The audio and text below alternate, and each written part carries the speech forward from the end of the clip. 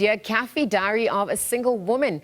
The play is set to take centre stage at the South African State Theatre, and we are excited to delve into the story behind this remarkable Nigerian production. So to chat a little bit more on this, we're going to be joined by Bolanle, Austen-Peters, and perhaps also Shola, Dada, if we do manage to get them. But the creative minds behind the unit, for now, Bolanle Austen-Peterson is joining us. Good morning, Bolanle. Thank you for making time to be with us here on the SABC at this hour.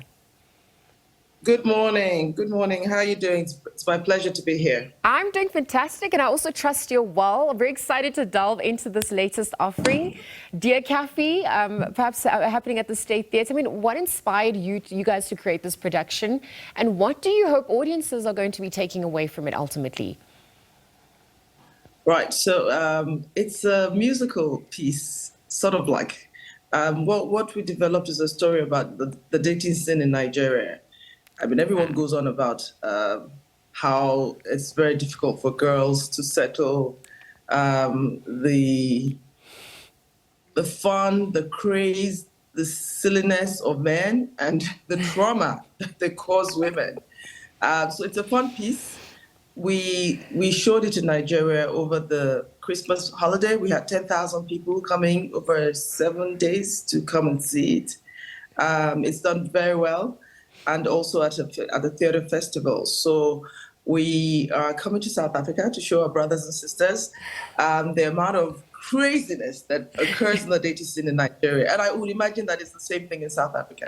I think it's a universal landscape on that front. But perhaps if we're looking at the character of Kaffy and her journey throughout the play, I mean, tell us a little bit more without giving away too much. And then if we're going to look at what are some of the more important themes that is explored, what comes through on her journey, in her story?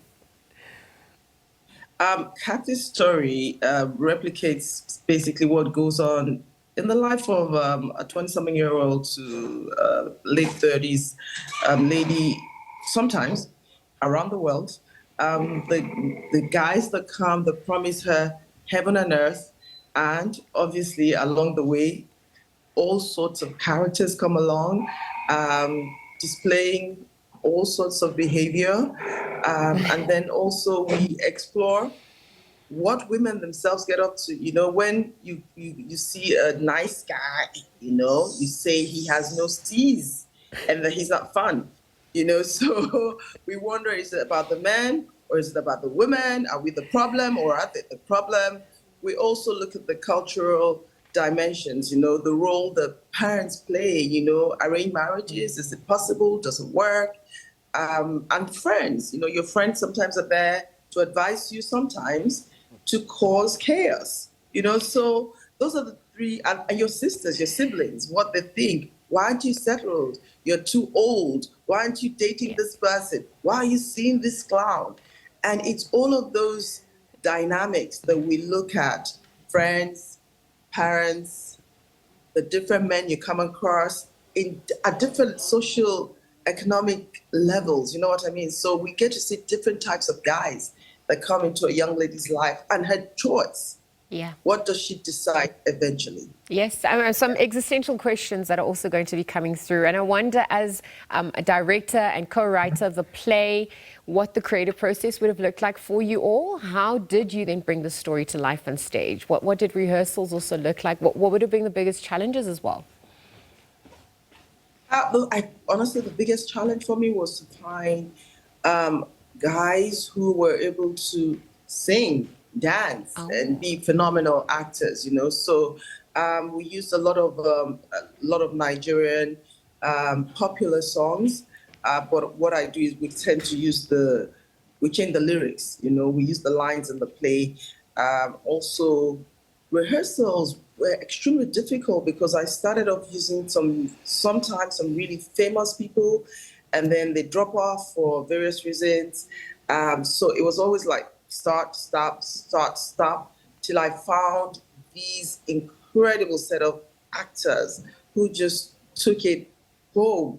And, you know, it's interesting that I've been to South Africa before, Pretoria, with Fela and the Kalakuta Queens. Yes. And we showed there and it was a huge success.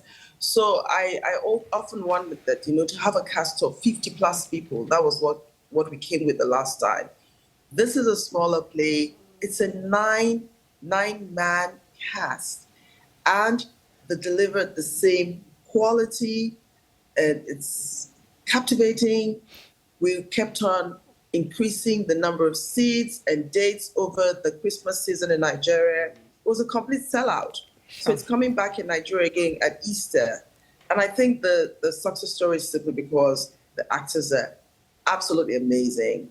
They understood the message, they understood the vision, they draw you in with their incredible performances, their ability to sing, dance, and emote. They brought the emotions that I was looking for to play, and I think that the South African audience will have an absolute blast. What do you think it does, this production does for, the need to continue to tell our African stories and perhaps even voices in theatre at large, just as we wrap up?